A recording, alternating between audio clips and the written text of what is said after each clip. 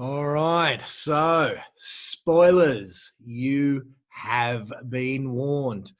Avengers Endgame. I'm about to spoil the living crap out of this. So if you haven't seen it, I insist. Drop whatever you're doing, push stop on this, and get your butt to that theater. If you have seen Avengers Infinity War, then you haven't actually seen Avengers Infinity War, because unless you've seen this Avengers Endgame, then you haven't seen the ending to Infinity War. You guys know how it ended. Snap, movie over, half the universe dead. There's some completion needed, and oh my God. So, spoilers. Do not get cranky at me. This video is a celebration for us who has seen Avengers Endgame, for us to revel or whatever the word is in its awesomeness. So, 5, 4, 3, 2, 1, spoilers, push stop, done. Right. For us who've seen it, oh my God. I just got out of there and it's 9 o'clock at night or something, and I Googled it because I want to just go see it again. Now, it's the day before official opening day, so there's no more sessions on at 9:30 or 10 o'clock, because if there was, I would go straight back there and see it again now. Oh my God, how freaking good was that? So I can't even remember what elements I want to sort of talk about here, because it was that freaking amazing and jaw-dropping. And now maybe after I watch it a few more times, I don't know how it's going to stack up, but on the first viewing, it was everything I wanted it to be and then some. But I didn't even know how good it was going to be, because how about like when it started? So we do a bit of Clint stuff, we do a bit of Hawkeye stuff, and he loses a family. That was pretty wild. But then within 20 minutes, they've killed Thanos. It's not fake.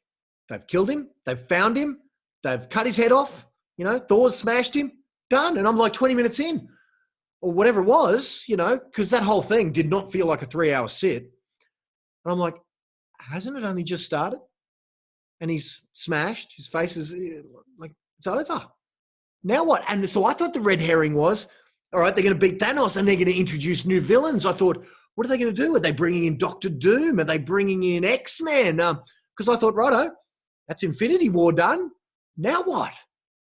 Right? So I thought, is it Loki? Is it a Reality Stone fakeness? I thought, what the hell's going on? And then when they said 5 years later, I'm like, whoa. So that blew my mind immediately. It wasn't just another 3 hours finishing off Endgame. It's like, oh man, that was just awesome. So, then as you know, we go 5 years later and it's a misery. And then, I love the references when they're starting to postulate time travel, and, they're giving all these pop culture references about Terminator and about Back to the Future and about, Quantum Leap got a shout out. All of the old time travel kind of scenarios all got their shout out. And so I really liked that the first half didn't include any of the Avengers that got snapped. That was pretty cool, that it really was an Iron Man story. Well, of course, who rescued Iron Man from up in the ether? It was interesting. There was a lot of speculation. Is it going to be Pepper that saves him? Are they going to put her in a suit and she saves him? So no massive surprise there that it was Captain Marvel, with her, virtual omnipotent powers. And, she went and sort of did that bit. So that was pretty cool. Brings him down. Him and Cap have a bit of a buddy, look, we need to get our shit right. And they sort of get it a little bit right. Then they get righter as it goes on. And they end up sort of figuring out they got to be cool with each other. But look, it was good. And, I like how they kept Downey so vulnerable, so pissed off. They made him frail. When he comes back from space, he's like a shell of himself. And then he's cranky them all. He's telling them all to piss off, and of course, the Hulk, who's now all smart and shit. That was pretty interesting what they did with Hulk, So anyway, we're now back and we've now got our problem to solve. So they start saying, righto, time travel, are we going to do all of that? And interesting, some pop culture references, and then they get their plan. I tell you, if ever you want to put people off the scent with your spoilers, if you say, yeah, here's a spoiler for you. Yeah, they made Thor fat, out of shape, and kind of a bit goofy. No one will believe you. And then they'll go and see it, and they'll see Fat Thor out of shape with a dad bod, a bad dad bod. My God, how wild was that? And they didn't even rectify him. They didn't bring him back to be Thor. They left him as dad bod Thor for the whole thing. Oh my God, that was wild. So no, it was good. In fact, jumping to the end, how funny was that when he's still his dad bod? He's there with the Guardians at the very end, and they're sitting there. He's a shell of his former self. He doesn't even want to fight Star-Lord, Quail or whatever he calls him. He just, they don't even, they didn't, I thought they were going to revisit are you mocking me? Are you mocking me? They didn't do any of that. Man, wuss Thor. Who'd have thought? Wuss Thor. That was pretty wild. Speaking of Thor, though, it's pretty good with him and his mum, huh? It was pretty good. They didn't do much with Jane. It was pretty cool. They did that thing with mum. And then they did the thing with Downey, with Iron Man and his dad, with Stark and his dad, with Iron Man and his mum. It's pretty cool.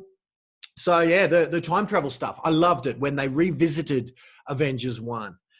They revisited some of the key movies from the 20-movie history. I loved that. That was so good. Where, now when you watch Avengers 1, you'll know that off in the background, it's like in, is it Bill and Ted?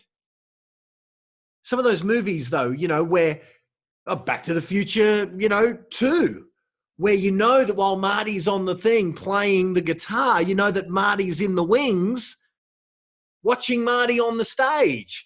I like how they did that, how they revisited some of their movies with the time travel stuff. That was pretty cool. Revisited Guardians 1, revisited, of course, Infinity War, Red Skull in it again. Of course, that moving bit where freaking Scarlet, where, Black Widow, Nat and bloody Hawkeye, Clint are fighting over who's going to sacrifice himself to get the Soul Stone. Oh, my God. A little bit of cliffhanger action there too. Stallone with actually, there's the one Guardians, one Marvel, there wasn't many characters that we didn't see reprise, and Stallone was one of them. I'm a big Stallone fan, as many of you guys know, but that was interesting. No Stallone, no Yondu, because he's dead. No Kurt Russell. They didn't even flash back to Kurt Russell or Yondu, or Kurt Russell, Yondu, or Stallone. Just thinking who else didn't get, because Gamora's back. That was awesome. Loki kind of back in flashback kind of scenario, but it was new footage. So I'm just thinking, as actors, who didn't get a Guernsey? And by the way, now here's one, and I've got to go look it again. And you may be sitting there going, "How dare you call yourself a Marvel fan because you didn't know who that was?"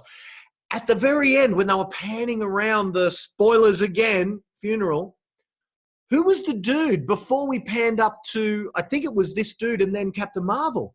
Who was that dude? Because it wasn't Quicksilver, the Scarlet Witch's brother, because again, he's dead anyway. But yeah, so who was that dude? I'm going to have to watch again to see who that guy was, because I did not recognize, and we'll get back to the funeral bit, because there was a few moments at that funeral. Oh, man, that was tears and moving, and it was so good. My favorite bit.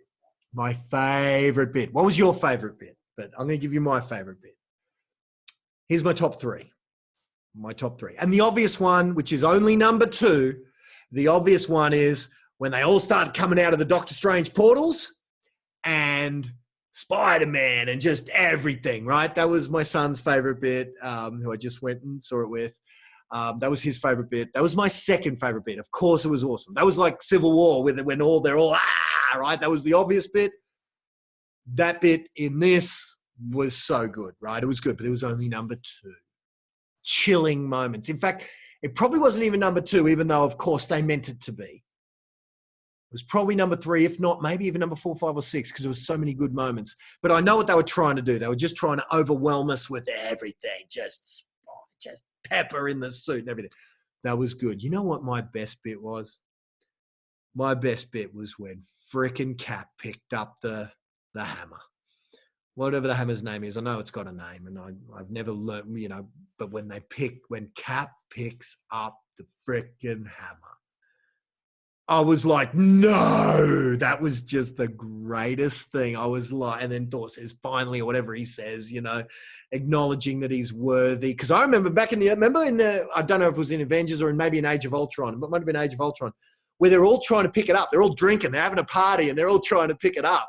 And they're saying, well, if the hammer was in an elevator, wouldn't that mean the elevator's not whatever? But Steve's trying to pick it up and can't do it when they're drunk and having a go. And then in this one, he picks it up that freaking blew my mind. Now, you know what the other bit is? And again, it's Cap. And historically, Cap has been one of my lesser characters as far as my favorites are concerned. I've always loved Tony. The Iron Man movies are just gold. I've always loved Downey Jr. Carried the weight of that franchise on his back, in my opinion. And it was great. The Guardians weren't supposed to be good, right? That movie wasn't supposed to rock, and of course it did. So I've always loved Tony. I love them all, right? But Cap, even though I liked the movies, and I liked the first Avenger, I liked Winter Soldier, I loved Civil War, but Cap was never my guy. And yet 2 out of my favorite 3 moments were Cap. Maybe even that fight with Thanos is probably, because that's separate to the moments, even though it's all part of the same sort of area. So first off, when he picks up the hammer, Ganangano or whatever that bloody hammer's called, shit, shivers. That was probably my favorite bit of the whole movie. I'm going to say my second favorite bit of the whole movie is after Thanos and the army just starts appearing. Cap's messed up. The army starts appearing, and all of them are there. The sons of Thanos, all of his little minions with all of those powers. And we know how powerful they are from Infinity War. Those reenacted, now that they're reanimated, they're no longer defeated because he's brought them sort of back. And there's an entire army there. And Cap is just standing there. He's not defeated. He's not just sitting there saying, well, this is suicide, but let's see how we go. He is sitting there not overconfident. He probably doesn't even think he's winning. It is all set in his stance. He's just sitting there by himself looking at Thanos and that entire army saying, righto, let's do this. And I'm like, oh my God. That was chilling. That he was ready to just frickin' take on that army single-handedly. And then they all start appearing. And his army backs him up. But he didn't know it was coming. And then you hear Falcon saying, to your left. And then the army starts coming. And he was ready to go without a single one of them. I think it was it Falcon who kind of, you heard in the thing saying, look to your left or whatever? I think it was Falcon. Might have been Rhodey. It was one of Cap's buddies, though. So I think it might have been Falcon. Oh my God, when he was sitting there before that, I can't wait to go back and look at it again just to really analyze the look on his face and look at his body language and just go, yeah. And then all hell breaks loose, and that was fantastic. Of course, that fight scene was amazing. Here's where my political correctness, I'm in 2 minds. My partner, as you guys may or may not know, have a look, Google me, Glenn Twiddle and you'll see my partner, Naomi. She's muscular, ripped, shredded, powerful, beautiful. Like she's freaking Captain Marvel, only more muscular. She's a cross between Sarah Connor in Terminator 2 and as beautiful as Captain Marvel. Like, she's incredible, right? And in her brain, she is as strong as both of those women put together. You know what I mean? She's really freaking got it going on. Intelligent, both smart and strong. So her IQ and her EQ are off the charts. And she's stunning and muscular, right? So she's everything that is strong and powerful and, let's just say, a woman who deserves to feel that women are equal to men, in every way is my partner, Naomi. So I'm going to reserve my full judgment until I talk to her about what that scene means to her. But when Captain Marvel was going to kick some ass, and then I think they said something like, she's not alone. And they kind of gave the girls a go. My initial thought was that was for the politically correct crowd and I didn't need that to be forced because I was already on board with Captain Marvel absolutely kicking ass. I was already the Captain Marvel, a female, was one of the only people who could stand up to Thanos and do well, single-handedly. She was doing what Cap, Thor, and Iron Man could barely do with the three of them. She was doing it single-handedly. I didn't need the feminist bit shoved down my throat as obviously as it was when we had we had all the girls in and they had a bit of a go and a bit of a moment. To me, and this is just me, I'm a bloke, right? But to me, it wasn't, to me, in the moment, and that's why I'm going to reserve my outer judgment, but to me, that wasn't respecting women and giving the girls a go. To me, that was disrespecting them in the fact that whoever the filmmakers who made that decision was, my initial reaction, and I don't know if I will agree with myself upon a second viewing, but my initial reaction was, it was a bit on the nose. It was a bit like, did you do that for the politically correct brigade? Come on. To me, that was disrespecting the gender, not respecting it. Because to me, it's like, did the girls really need to be given a go? To me, that's disrespectful. Because they were kicking ass without being given a go and having a little girl moment. Now, reserve my judgment. I may be wrong. And you may be sitting there watching this going, you disrespectful asshole. That was the most powerful and empowering moment for women in the history of the Marvel Cinematic Universe. And I'll stand corrected if that is the case.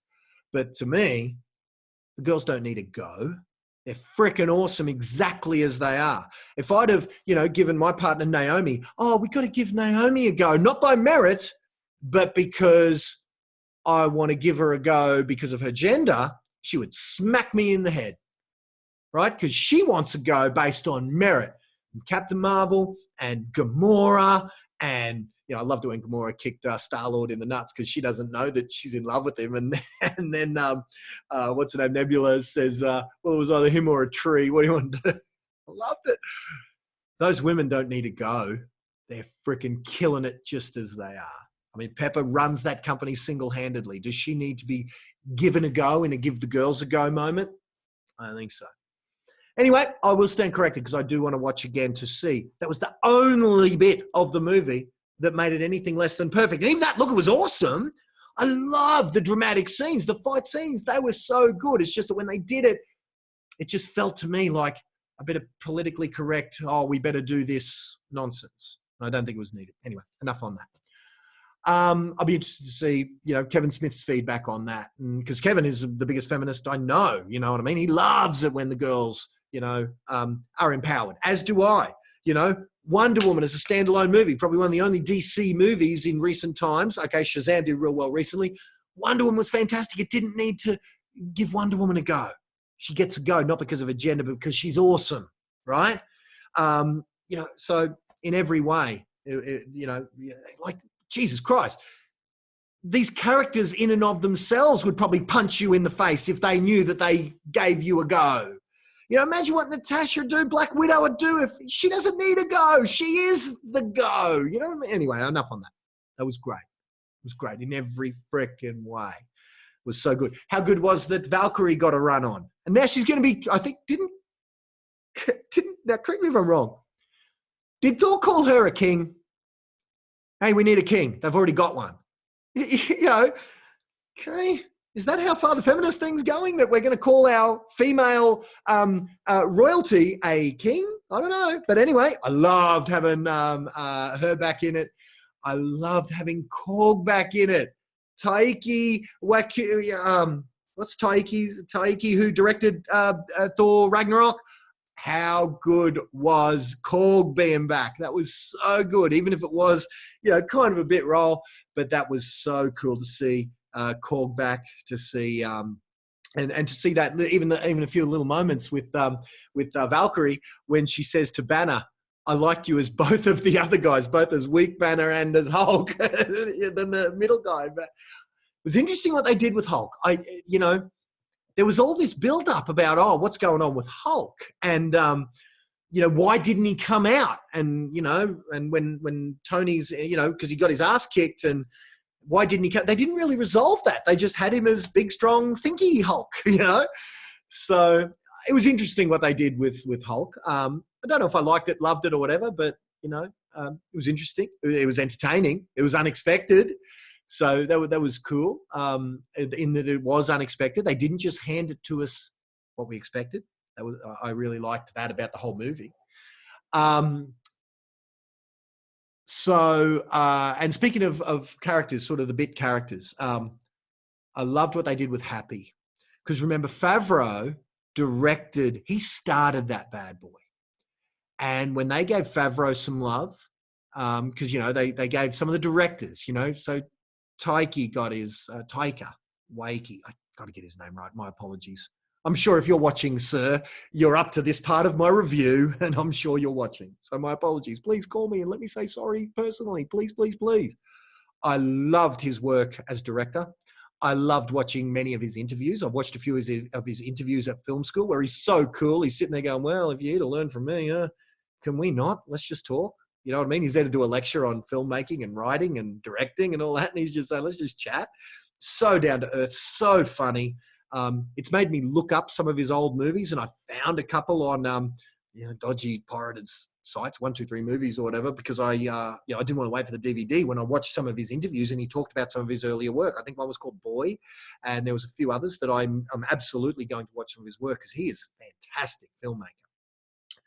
And so I'm so glad he got a run on. But Favreau started this thing with Iron Man 1, and I'm so glad that they gave him that moment with Morgan, with Iron Man's daughter, and they gave him that moment. Wow, let me go. I could be a Kevin Smith crying here. But that was teary. I was teary in the cinema when Favreau was given those moments, and he says, your dad liked cheeseburgers.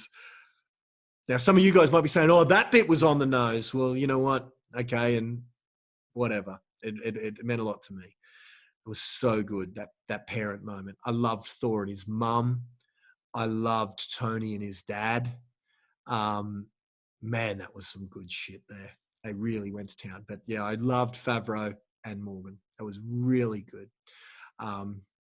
She's lost her dad and she's young, and that's messed up. That is messed up.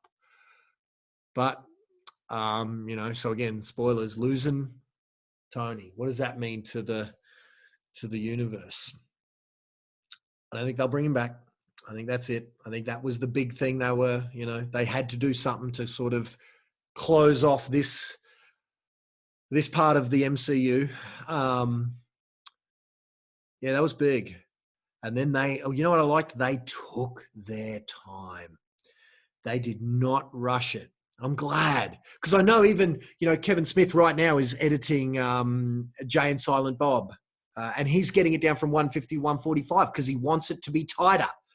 Could that movie have been tighter? Yeah, it could. Am I glad it wasn't? Yeah, I am. I didn't want him to tighten it. I didn't want to. No, I nipped out straight after Thanos said to Nebula, I think, well done, daughter. I had to nip out and go take a leak, right? So I missed. I can't wait to my second viewing where I make sure that I watch that bit, that I missed about 4 minutes in the middle, maybe 2 minutes or whatever, where I ran out of the theater, went and took a leak and came back in at that point. I'm glad they did it. I didn't want a 2-hour epic that they edited down where they got rid of even a solitary second. Could they have? I know they could have. Did they take their time with that funeral sequence? Yes, they did. Am I glad they did? Yes, I am. I wanted that time to mourn with them. I wanted the close-up on Marissa Tomei,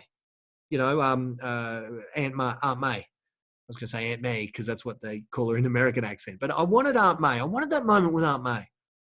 I wanted that moment where the only time we saw some of those folks was at the funeral. It's the only time we saw Aunt May, isn't it? I don't think we saw her any other time during the movie. I wanted that. I wanted that moment with all of them. That was freaking good, though, where they had the proof that Tony Stark has a heart without the thing in there that I think Pepper did. That was either Iron Man 1 or maybe 2 with that little thing that Pepper made Tony and then framed the first thing from his thing. God, the first thing from his thing. That was good, huh? Hope you liked it. Love to hear in your comments what you thought down below. Love to hear your favourite moments. You're going to go see it again? I'm going the first time it's shown. I want to go see it first thing tomorrow. I got to see what's on my schedule tomorrow because I want to go as soon as it's on. I want to go see it again. How funny. And they didn't even come back to Thor being in shape. They didn't even go, God of Thunder, and he's still Fat Man Thor. Love it. I love it. Dad bod Thor. That was so good. Yeah, they're actually, you know what? Not as much Groot and Drax as I would have thought. The other Guardians didn't get much of a run. Groot and Drax in particular. I think a little bit of Star-Lord. A little bit of Gamora and stuff. Plenty of Nebula. Not as much Groot and Drax. I thought he had more in at least comic book world. I thought he was more. Someone told me, it might have been my son, told me that Drax was created as a Thanos killer. Like that's why he was made. So the fact that he wasn't in it as much is interesting. You know, given that if his whole character arc, historically in the source material, was wrapped around Thanos, and certainly they showed it in some of the other movies, that his whole thing, I'm going to kill that. So the fact that he wasn't in it was as much, you know, he was in it, of course, but that he wasn't a major role, I suppose, in as much as, you know, even Star-Lord and Gamora and Nebula. That was interesting, I suppose. So maybe Batista cost too much, eh? Don't know, but yeah. So no, it was good to see. You know, Michael Douglas, great to see. Michelle Pfeiffer, hey, how good was that? They got them all.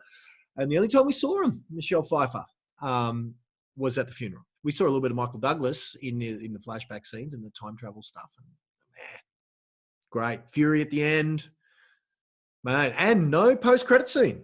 No mid-credit nor post-credit. And I did say to Calvin, you know what? I said to Calvin, we sat, of course, till the end, as did the whole theatre, just in case. I said to Calvin, you know what? They don't need one. Be good if they had one. He said Deadpool. That's what he said, Deadpool. And I thought, okay, maybe Deadpool, maybe X-Men. That's where my head went if they were going to do one. Okay, yeah. I said they don't need one. And this isn't, I did think it wasn't appropriate, but I did think the promotional part of me said they'll do it. But the storyteller in me said it shouldn't be there. There shouldn't be one. And sure, if they want to make a gag with Deadpool, maybe a gag at the most. But and you know what? I even advised the cinema, and I don't know if they'll take it on board, but I'm going to go see it at that cinema again and see if they did, is I told them to wait to bring the lights up until after the characters sign the lens. See that bit at the end where they had the characters and they had the signatures of the actors that have been with us since 20 movies, and they had those main characters sign the glass, and then, you know, and it culminated with Robert Downey Jr. Keep the lights down till after that, because they put the lights up when the credits rolled in my theatre. Keep the lights down till then. Sure, if you put the lights up then, because there is no after credit scene, there is nothing more to see. So put the lights up then, but keep it off. Given that we've been in this journey for however many years and however many hours and all that, multiple viewings, keep the lights off and let those people who've taken us on that journey with them, let them sign off. You know what I mean? So I gave that advice to the usher a little less dramatically than that, but I hope they do that. I hope they keep the lights off until that moment. And then when the credits roll, maybe pop them up then. That was good, eh? You like? Anything that could improve? I don't know. I don't want them to change a thing. That was perfect. That was perfect. Don Cheadle, the great man, got a lot. I met Don a couple of times, so that was good to see my man Don. War Machine get his due bits. He wasn't as in Infinity War much. A couple of cool lines in Infinity War, but he was in Endgame. That was really good. All right, so there you go. There's the review. Hope you liked it as much as I did. I hope it brought as much joy to you. 3 hours of pure, unadulterated joy, thanks to the MCU. Take my money. You've got a couple of $100 worth of mine. I've got all the DVDs and all that in there. So you probably maybe even in total, you might even have $1,000. You probably do. You probably got $1,000 mine, because every time I take my kids, it's at least $100. So now I know not all of that goes to Marvel. I know that a percentage of that goes to Marvel, percentage of that goes to the theater. So the Marvel Cinematic Universe has probably got $1,000 of my dollars. With my compliments, guys. You've earned it. You have earned it. Even those 3 hours. Pure joy. Pure joy. Hope you liked it too. Let's see what they do next, huh? All right. Until next time. Bye for now.